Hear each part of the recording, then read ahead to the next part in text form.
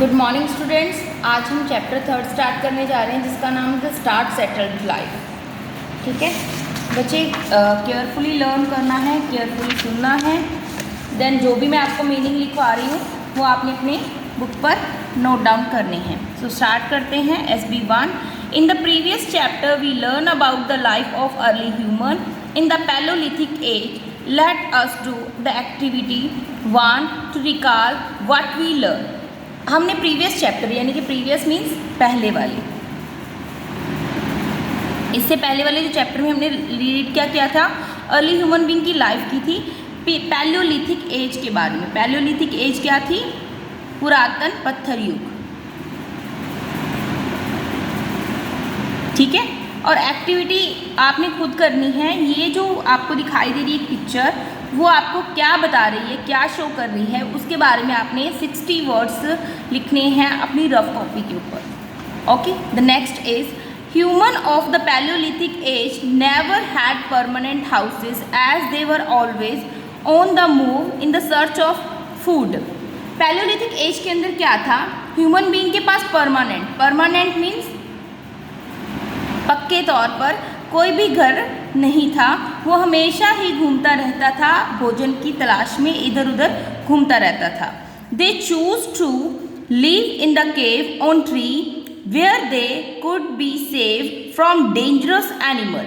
वो हमेशा अपने रहने के लिए ऊंचे पेड़ या केव मीन्स गुफा, है ना, गुफाएं अपना रहने के लिए यूज करता था ताकि वो सुरक्षित रह सके, डेंजरस मीन्स खतरनाक जानवरों से। However, today most of us lead settled lives। आजकल क्या है, हमारी जो लाइफ है काफ़ी ज़्यादा सेटल्ड हो चुकी है, पक्के तौर पर हमारे पास घर हैं। सेटल्ड मीन्स निश्चित तौर पर निवास करना। We do not hunt to gather food anymore। अब हम अपने खाने के लिए ना तो शिकार करते हैं और ना ही हमें घूमना पड़ता है। In this chapter we will find out how and when the change happened। अब इस चैप्टर में हम पढ़ेंगे कि ये चेंज आया क्यों और ये चेंज कैसे आया। तो फर्स्ट स्टार्ट करते हैं द नेथोलिक एज से।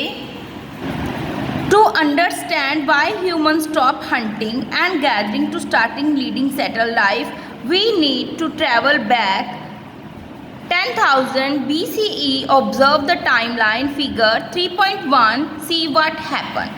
अब आप ये समझते हो कि जो इंसान है, जो ह्यूमन बीइंग है, उसने शिकार करना क्यों छोड़ दिया, उसने घूमना क्यों छोड़ दिया, तो ये सारी उसने एक सेटल लाइफ क्यों चूज़ की। तो ये सारा हम पढ़ने के लिए 10,000 पहले जाना पड़ेगा और ये टाइमलाइन जो है हमें रीड करनी पड़ेगी। 2.5 में के अंदर क्या था, जो कि पैलियोलिथिक एज और मेसोलिथिक एज इंक्लूड किए गए हैं, बीच का टाइम है। During the Paleolithic and Mesolithic age, a large part of Earth covered in ice. Hence, the period till 10,000 BCE is also called Ice Age. Underline this. Palaeolithic और Mesolithic as के अंदर क्या था, बहुत सारा जो अर्थ का पार्ट है वो आइस से कवर था। 10,000 पहले जो टाइम था उसको हम आइस एज भी कह देते हैं। Not many plant and animal were found. उस टाइम के अंदर बहुत सारे जो प्लांट्स हैं और एनिमल्स हैं उस टाइम में नहीं मिलते थे। Human had to move from one place to place search the food. Humans को क्या, एक जगह से दूसरी जगह अपनी भोजन की तलाश में घूमना पड़ता था। द नेक्स्ट इज 10,000 BCE, यानी कि इसके बाद वाला पीरियड मेसोलिथिक। आगे है the climate of the earth begin to change in got warmer. अब उस टाइम के अंदर जो हमारा है क्लाइमेट काफ़ी ज़्यादा चेंज हो गया और थोड़ा गर्म हो गया। And ice begin to melt means पिघलना, और उस टाइम में आइस क्या पिघलनी शुरू हो गई।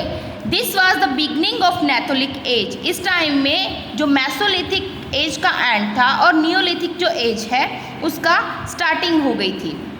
और new stone age, neolithic age को हम क्या बोलते थे, नया पत्थर युग, इसकी स्टार्टिंग थी। द नेक्स्ट है neolithic age proper. Human is undergone to many change in the neolithic as.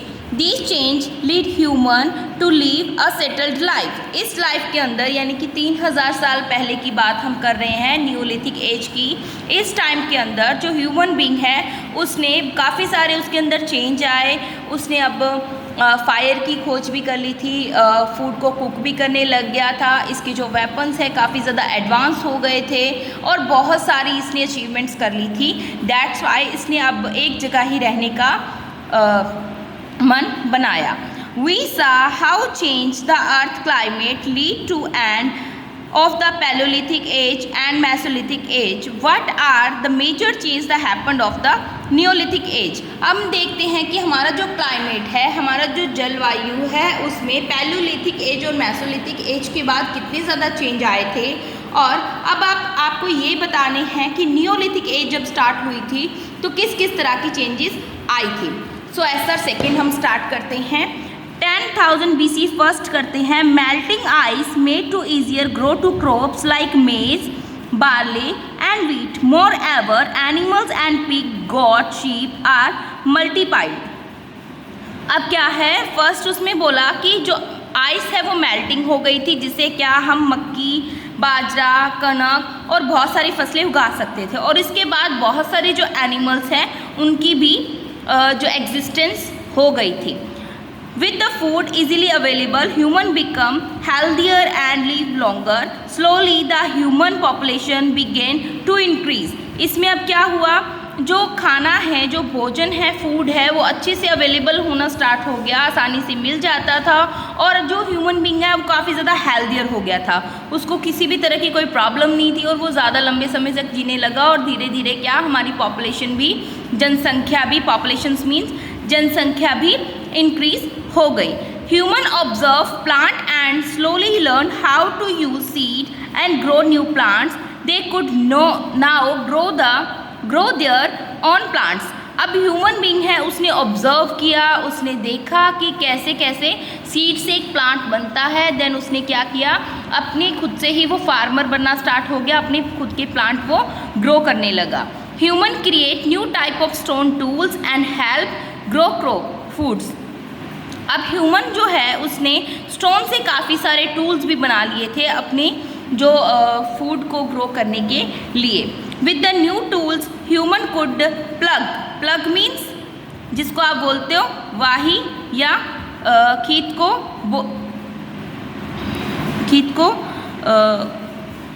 जोतना, खेत को जोतना, वो जोतना जैसे वो एक लाइन्स बनाते हैं, प्लग करना स्टार्ट कर दिया। Plants and seed to grow and have rest means काटना।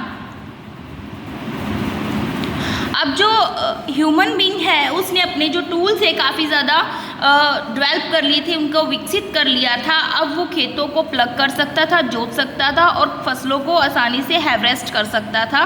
Then they learn how to store the food, और उसने उसके बाद ये भी सीखा कि कैसे भोजन को स्टोर करते हैं।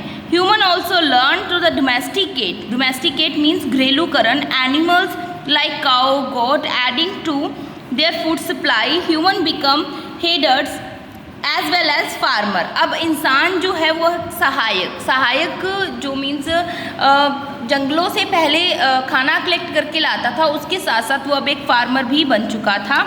Then from being hunter to gather of food human become producer. अब हंटर और गैदर के साथ साथ ह्यूमन जो है वो एक प्रोड्यूसर बन चुका था।